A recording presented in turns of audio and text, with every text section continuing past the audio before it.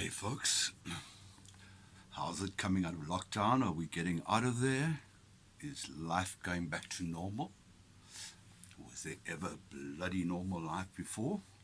But I'm sure you know what I'm talking about. But COVID gone, turns out it wasn't quite as bad as we thought. Was it? Not quite sure because now we're not hearing figures anymore. But the big issue on everyone's mind is obviously jobs, work, income, making some money, surviving, living. And that's a hard one at the moment, isn't it? I mean, before lockdown, it was a crisis. Unemployment was rising globally, all over the world, going through the bloody roof. More unrest, more people complaining. It was before BLM, but still a lot of civil unrest all over the world. And which begs the question of the orchestration of lockdown. Was COVID the only motive? I think that's a discussion for another day. That's quite a long discussion, because conspiracy theory or not, there are a lot of unanswered questions, a lot of coincidences that just make sense.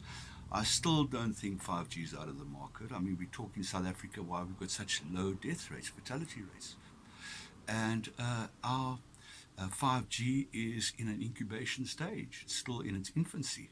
So will that change? I'm not quite sure, but we'll have to wait and see. But getting back to the jobs and finding jobs.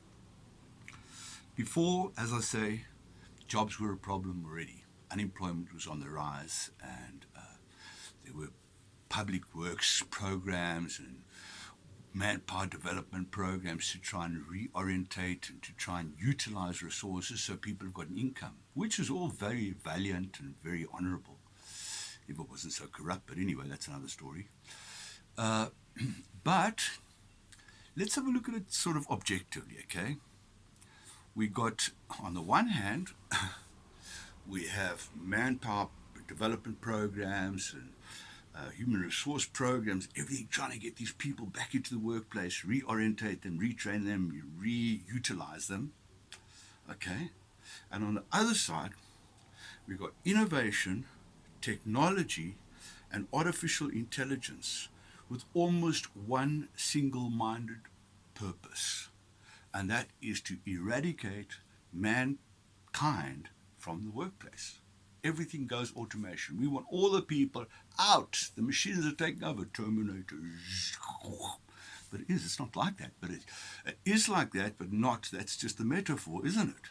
Because the actual taking over of machines is by the people that control the manufacture and the purchase or utilization of those machines, which is cutting us out. No more strikes, no more salaries, just one big payment at the beginning, couple of technologists to come and work it out and fix the machines every now and again. And manpower is going to the happy hunting grounds. So who do you think is going to win? Do you think human resource development and programs, which are trying to make jobs that don't exist and pump millions into them, are going to win against technology, innovation, and artificial intelligence? Not a chance. Which means mankind is destined for unemployment queues. Nice thought, eh? But maybe it's not. It's just we're looking at the problem wrong. And this is what COVID has given us a chance to look at it differently. The other day I spoke about having a vision, setting a vision to do with your life what drives you nuts, what blows your hair back, what you're passionate about, getting that vision. And isn't this COVID time a perfect time, because everything is fucked up? So a lot of you guys out there are out of work. I'm reinventing myself. I have to. And I used to be an event person. My God, 50 people does not make an event. But anyway, so I started looking at my skills and what I can do and reinventing myself. And that's what we can do. There was a very interesting book I read a little while ago about this whole issue. Okay, it was called Utopia in Our Time. Very good book if you want to read it. But they were talking about this problem that AI and technology versus public works programs and stuff. And they say First of all, the public works programs don't work. We cannot get that many people back into the workplace, first of all. And secondly, the cost of orchestrating these public works programs and administering these programs, if they're to think on a global scale, the cost of administration and orchestration is higher than it would be to pay every single person on the planet a basic global wage. A salary, whether you worked or not, you pay it. Oh, Kevin's lost it this time, isn't he?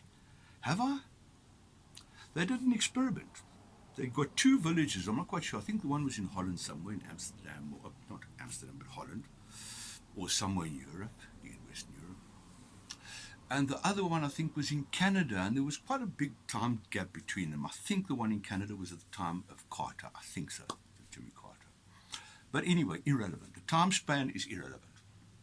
What they did is they took 2 pilot villages, and they said, we will now pay everyone a basic standard wage. The people that are working, they can carry on working and make their money. The people that aren't, sit, chill, you're going to get money, you can eat, whoopee, let's see what happens. And all the critics got up and said, whoa, and in both places. Whoa, everyone's going to hit the street and drunk and become layabouts and sloths and at the end of civilization. But that's not what happened. The opposite happened. It stimulated enterprise. That people that didn't have money before and didn't have a job went and bought fruits and sold them on street corners and bought little things and started their own little informal businesses. And it stimulated economy and stimulated growth. And they then realized that people that are unemployed are not lazy. They're not necessarily lazy or don't want to work. But they are paralyzed. They are paralyzed because they do not have resources. They don't have the money. They don't have the transport. So they can't get anywhere. They haven't got a product to sell. They cannot go into formal employment. And that's when they turn to drugs and do all these stupid things.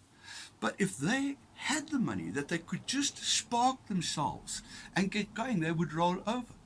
And it would be cheaper to do that in South Africa, paying every person in the country a minimum basic wage than keeping EPWP and these programs going. So I've heard. And so the book says, this utopia in our time. But think of it, it makes sense. Because we are headed out of the workplace anyway. Boom, we're gone, China. Kiss goodbye to the factory. Kiss goodbye to the computer receptionist, to every job you can almost think of, except for maybe writers, and even that is going to be is going to be in threat one of these days. They can orchestrate businesses on themes and plots and and characters.